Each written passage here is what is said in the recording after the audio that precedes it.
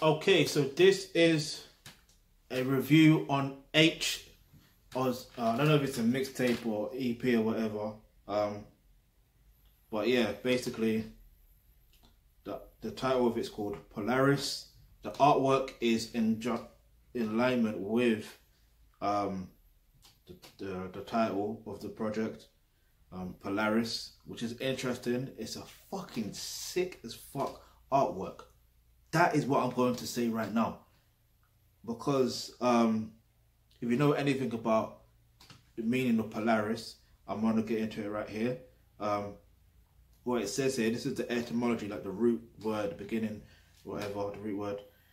So basically, it literally means the pole star, or the star. So basically, what I'm getting from it is he's letting people know, oh, he's a star, and he's going to be in pole position to remain being a star. And in all fairness, he's probably right, because let me get into it in a minute, right? And I'll say why. So there's basically 8 tracks. So there's Safe to Say, Zombie, Moston, 30, Triggered, Raw, Like Them, and Rain featuring AJ Tracy and Tay Keith. And yeah, so basically, there is a thing here where I thought to myself that with Aitch, he's only good on features. And then this project, no word of a lie, it made me realize, yeah, he can do solo shit and let it bang. Like, and considering his age, you're gonna, well, regardless of your age, you're gonna learn and grow anyway. But like, yeah, like he's on a trajectory of growth, and that's gonna show people that this boy can fucking spit. He can spit fucking bars, and he can flow. Like, he can flow. Like, this guy can fucking flow. Are you dumb? This guy can flow. Like, one of the flows there reminded me of I think it's from the Cadet Daily Duppy. That's one of the flows that remind me of that. I can't remember what song, but yeah. And speaking of songs, there's one song in here where he samples, or the producer samples, Destiny's Child track, which is no. It's not a Destiny's Child track. It's a Beyonce track. I think it's Me, Myself, and I. No, it's not. I should have done more research on this shit. It don't matter. Destiny's Child, Beyonce, same difference.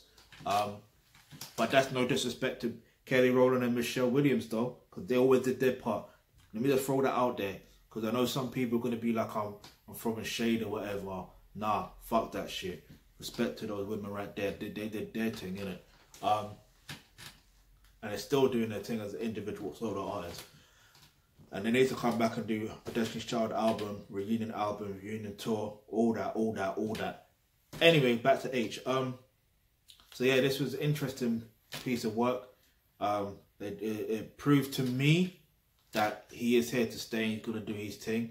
You know, sometimes I feel like with some MCs or whatever,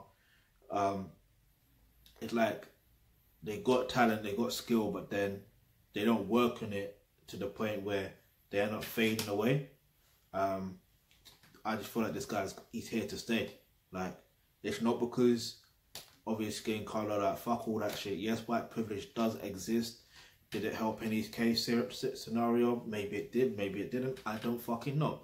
One thing I do know is he's fucking talented, he's fucking skillful, and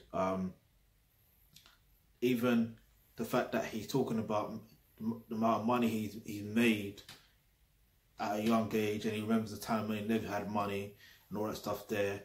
It's a good look. And even Moston, which is in Manchester, proves that he's still honouring where he come from. I think it's the same song I'm thinking about, talking about money and stuff like that. And then even the song 30, I think he mentions about charging 30 bags or something like that for a verse or whatever. You know what I mean? Or he's not going to leave his house if if he's not making over 100 bags or something like that. Do you see what I mean? That's the mentality that people need to have. You need to have that mentality. Like, I'm not leaving my house unless I'm making this amount of P. And if you put yourself in a position where you're valuing yourself that way, you're going to win. But anyway, as usual, I take one song. If it's in context or out of context, it is what it is. And you know what? Triggered. That's the song I'm going to use, right? So basically, when it comes to dating and relationships, you know when you get to a point where you're having these arguments, guess what happens? You're having these arguments mainly because they are triggering you and you are triggering them. That's basically it. And if you're a man watching this and she says things or does things that trigger you to continue to argue with her, you shouldn't fall for it. You should man up and let her know. Yeah, you can chat, you can talk, you can run up your gums till you get tired. Yeah? Get me? Because, you know, it's crazy. No women like to feel like they're... It's mad interesting, right?